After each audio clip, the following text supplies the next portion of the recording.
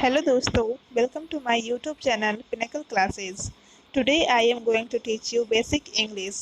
I know आप सभी basic English से काफ़ी हद तक अवगत होंगे, लेकिन जो भी स्टूडेंट बिगनर लेवल के हैं या फिर एडवांस लेवल के हैं, इस वीडियो को पूरा अवश्य देखें क्योंकि आप इसमें कुछ नई चीज़ों को सीखेंगे। अगर आपने अभी तक हमारे चैनल को सब्सक्राइब नहीं किया है तो इसे सब्सक्राइब करें और बेल आइकन को ज़रूर दबाएं।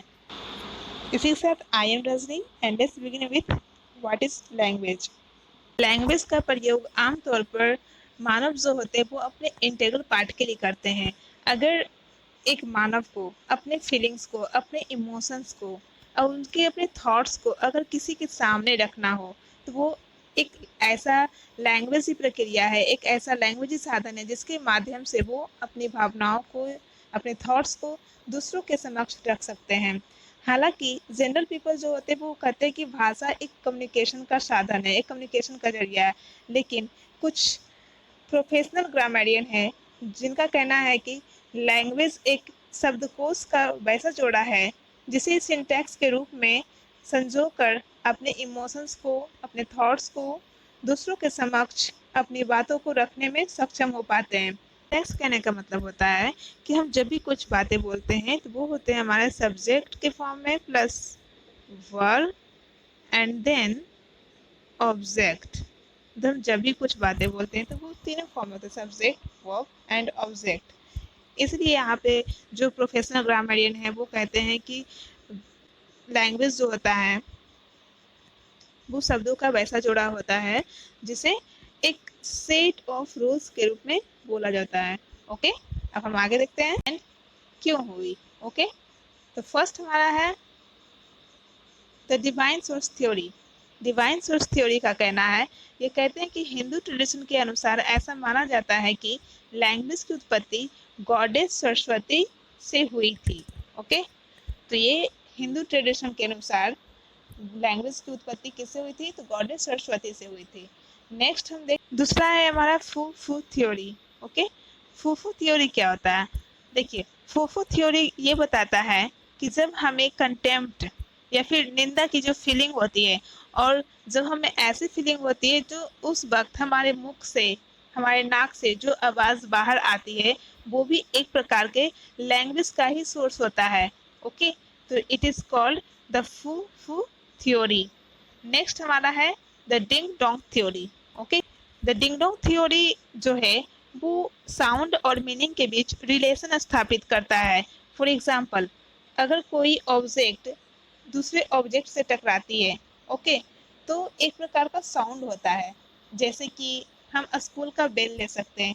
जब स्कूल का बेल, जब दोनों पार्टिकुलर ऑब्जेक्ट आपस में टकराती है तो एक प्रकार का साउंड होता है और उस साउंड का एक अपना अलग ही मीनिंग होता है, जिससे स्कूल के बच्चे ये समझते हैं कि या तो ये प्रेयर का टाइम है या फिर लंच का टाइम है और फिर या फिर छुट्टी का टाइम है।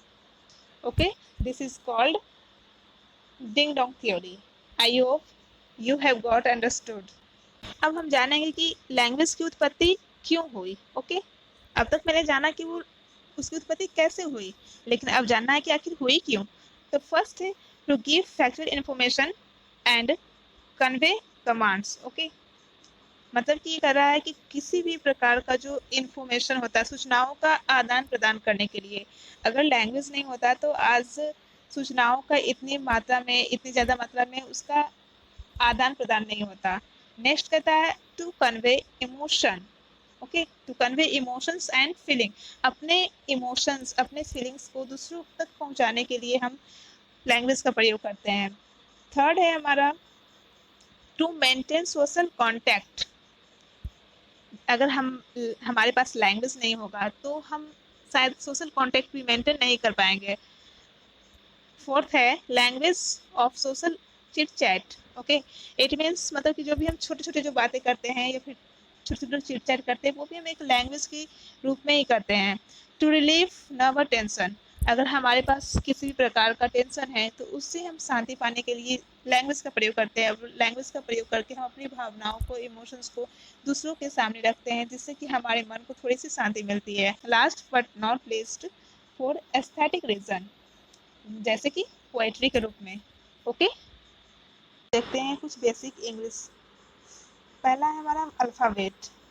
अल्फ़ाबेट के अंदर 26 लेटर होते हैं, ए से लेकर के जेड तक। A B C D E F G H I J K L M N O P Q R S T U V W X Y Z, ये जितने भी हैं वो लेटर्स होते हैं। हमारा अल्फ़ाबेट जो होता है वो सिर्फ एक होता है। ओके, इस अल्फ़ाबेट को हम दो फॉर्म में लिखते हैं। फर्स्ट कैपिटल, दूसरा होता है स्मॉल लेटर। ओके, नेक्स्ट है लेटर्स। इंग्लिश में 26 लेटर्स होते हैं और इन 26 लेटर को हम दो भागों में बांटे हैं। फर्स्ट है वॉवेल एंड देन सेकेंड है कॉन्सोनेंट। ओके, वॉवेल में वैसे लेटर्स आते हैं जो कि किसी अन्य लेटर के बिना ही, किसी अन्य लेटर की सहायता के बिना ही बोले जाते हैं, वो वॉवेल में आते हैं। ओके, जैसे ए, ई, आई, ओ एंड यू। और बाकी 21 जो बचे हुए हैं वो कॉन्सोनेंट के अंतर्गत आते हैं। और कॉन्सोनेंट में वैसे लेटर आते हैं जो दूसरे लेटर की सहायता से ही बोला जाए। जैसे बी, यहाँ बोल रहे बी, मतलब बी प्लस ई, तब हो गया B. C, D, F, F A, f, F, G, H, J, K, L, M. Okay, आगे आप प्रोनाउंस करके देखेंगे तो हमेशा दो लेटर की सहायता से ही कॉन्सोनेंट बोले जाते हैं। अब हम जानते हैं डब्लू और वाई के बारे में। डब्लू और वाई को हम वॉवेल के रूप में भी इस्तेमाल करते हैं और कॉन्सोनेंट के रूप में भी इस्तेमाल करते हैं। तो अब सवाल आता है कि हम उसको वॉवेल के रूप में कब यूज करें और कॉन्सोनेंट के रूप में कब यूज करेंगे। तो देखिए, सिंपल सा है, एक कॉन्सेप्ट याद रखना है। डब्लू और वाई को वॉवेल के रूप में यूज तब किया जाता है जब डब्लू और वाई किसी भी शब्द के शुरुआत में ना हो। For example, I right try. Okay, तो ट्राई यहाँ पे आप देख सकते हैं वाई जो है वो शब्द के लास्ट में आया है।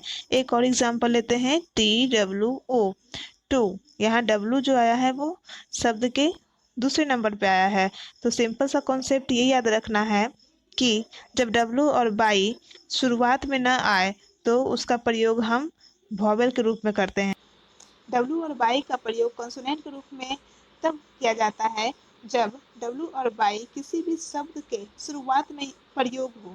फॉर एग्जाम्पल, अगर हम लिखते हैं येलो, यहाँ पे येलो में बाई जो है वो शब्द के शुरू में यूज हुआ है, इसलिए यहाँ पे ये बाई जो है एज ए कॉन्सोनेंट के रूप में यूज हुआ है। अगर हम लिखे बेल, तो यहाँ डब्लू जो है वो शुरुआत में यूज हुआ है, इसलिए क्या हो जाएगा, consonant. Okay, got it. Word जो होता है वो एक या दो या फिर दो से अधिक अक्षरों को मिला करके बनाया जाता है। चलिए अब हम जानेंगे कि एक अक्षर से वर्ड कैसे बनते हैं। For example, I right A, A means एक। ओके, तो ए से भी एक मीनिंग निकल रहा है ना, उसका अर्थ निकल रहा है कि ए का मतलब एक होता है। अब हम जानेंगे कि टू अल्फ़ाबेट से कैसे बनते हैं। तो ए प्लस टी, दो लेटर मिल गए और दो लेटर मिल करके बन गया एट। उसी प्रकार से ओ प्लस एन, दो लेटर मिलकर बन गए on. Okay, T plus O, दो मिलकर बन गए टू। आई प्लस एन, दो लेटर मिले और बन गए एक वर्ड। ओके, नेक्स्ट हम देखते हैं थ्री अल्फ़ाबेट से। ओके, थ्री अल्फ़ाबेट से कैसे बनाएंगे, बी ओ बाई। यहाँ पे तीन लेटर्स हैं और तीनों लेटर के मिलाकर के हमारा एक बॉय बनता है जो कि एक प्रकार का क्या है, तो वर्ड है ये। एल आई ई, ये तीन लेटर्स हो गए, अब बन गया एक वर्ड लाई। एस एच ई, तीन लेटर है और एक बन गया क्या, सी। ओके, अब देखते हैं हम फोर लेटर से, सी ओ एम ई, ये फोर लेटर मिलकर के हम क्या बना दिए, एक वर्ड बना दिए।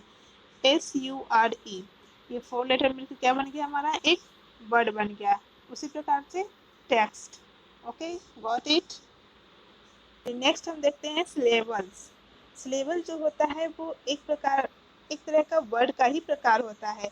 जब हम कोई भी वर्ड को प्रोनाउंस करते हैं तो वो वर्ड कितनी बार खंडन होता है, उसको कितनी बार स्वर में बांटा गया है, ये हमारा सिलेबस कहलाता है। चलिए अब हम एक एक करके देखते हैं सिलेबस।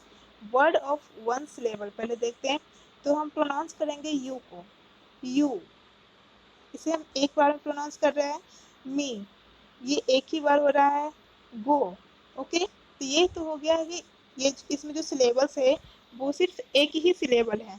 अब देखते हैं हमारा word of to syllables.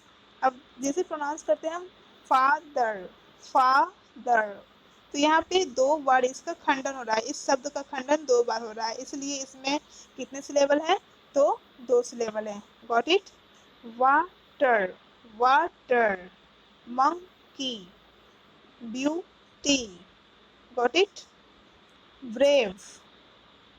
I hope कि आप समझ पा रहे हो। अब हम आगे देखते हैं, आगे की ओर बढ़ते हैं। Word of more than two syllables, मतलब कि हम देखेंगे कि ऐसा वर्ड जिसमें कि दो से ज़्यादा सिलेबल होते हैं। तो फर्स्ट है हमारा पॉसिबिलिटी, इसमें दो से ज़्यादा सिलेबल्स हैं। डेमोक्रेसी, इसमें भी तीन सिलेबल आ रहे हैं। ब्यूटीफुल, ओके, तो ये सब क्या हो गए, दो से ज़्यादा सिलेबल्स हो गए। देखते हैं सेंटेंसेस।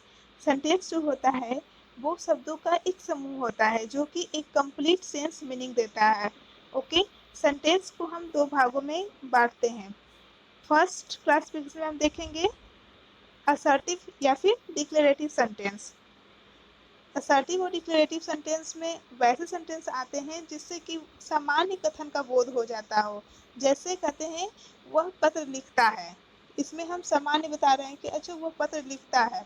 इंट्रोगेटिव सेंटेंस में वैसे सेंटेंस आते हैं जिसमें हम क्वेश्चन पूछते हैं, तो हम कह सकते हैं कि क्या वह पत्र लिखता है, तो क्या हम इसमें क्वेश्चन पूछ रहे हैं। Okay, imperative sentence, imperative sentence से हम किसी को आदेश या फिर प्रार्थना या आज्ञा का बोध कराते हैं, वो हमारा होता है इम्परेटिव सेंटेंस। जैसे कि अगर हम कहते हैं कि गिव मी अ बुक, मुझे एक किताब दीजिए, तो हम यहाँ पे क्या करें, आज्ञा दे रहे हैं, गिव मी अ बुक। या फिर अनुरोध भी कर सकते हैं, please bring bring a glass of water. Optative sentence से हमें इच्छा या फिर आशीर्वाद का प्रकट होता है, वो सेंटेंस क्या कहलाता है, ऑप्टेटिव सेंटेंस। फॉर एग्जाम्पल कहते हैं मे यू सक्सीड, ओके, ईश्वर ईश्वर करे कि तुम सफल हो जाओ। तो इस प्रकार के सेंटेंस में हम क्या करते हैं, उसे आशीर्वाद देते हैं, अपनी इच्छा को प्रकट करते हैं, अपनी इच्छाओं को प्रकट करते हैं, वो हमारा कहलाता है operative sentence. Exclamatory sentence, exclamatory sentence वैसे सेंटेंस होते हैं जिसमें कि हम अपनी भावनाओं को, अपने दिल से आए इच्छाओं को तुरंत प्रकट करते हैं। फॉर एग्जाम्पल कहते हैं वाओ, ओह, अमेजिंग। तो ये सब प्रकार के सेंटेंसेस जो कहलाते हैं वो एक्सक्लेमेटरी सेंटेंस कहलाते हैं। ओके, अब हम देखते हैं सेंटेंस का दूसरा भाग। दूसरे भाग को भी चार कैटेगरी में बांटा गया है। ओके, फर्स्ट है हमारा अफर्मेटिव सेंटेंस। अफर्मेटिव सेंटेंस में वैसे वाक्य आते हैं जिसमें कि सकारात्मक बातें ही कही जाती है। फॉर एग्जाम्पल, वह जाता है, इसमें सिर्फ सकारात्मक बातें हैं। नेगेटिव सेंटेंस में वैसे वाक्य आते हैं जिसमें कि न लगा हो, वह नहीं जाता है। इंट्रोगेटिव में वैसे सेंटेंस आते हैं जिसमें कि हम क्वेश्चन पूछते हैं। ओके, और इंट्रोगेटिव जो होते हैं वो दो प्रकार का होता है। फर्स्ट होता है यस या फिर नो, जिसमें कि हम हाँ या ना में जवाब देते हैं। और दूसरा होता है WH family. Okay, WH family. Yes और नो का एग्जाम्पल के रूप में हम देखते हैं, हम उसे पूछते हैं क्या हुआ जाता है, तो हम इसमें जवाब देते हैं हाँ या फिर ना में, यस या फिर नो में। WH फैमिली में वैसे सेंटेंस आते हैं जिसमें कि हम उसे क्या, क्यों, कब, कैसे लगा करके उसे क्वेश्चन पूछते हैं। जैसे वह क्यों जाता है, वह कब जाता है। ओके, ये हमारा होता है इंट्रोगेटिव सेंटेंस। लास्ट होता है निगेटिव इंट्रोगेटिव सेंटेंस। इंट्रोगेटिव में निगेटिव लगा देना, क्या वह नहीं जाता है, वह क्यों नहीं जाता है। इस प्रकार के सेंटेंसेस निगेटिव इंट्रोगेटिव सेंटेंस होते हैं। Got it? अगले वीडियो लेक्चर में हम सेंटेंस को प्रत्येक पार्ट पे डिस्कस करेंगे। Till then, be happy and thanks for watching video.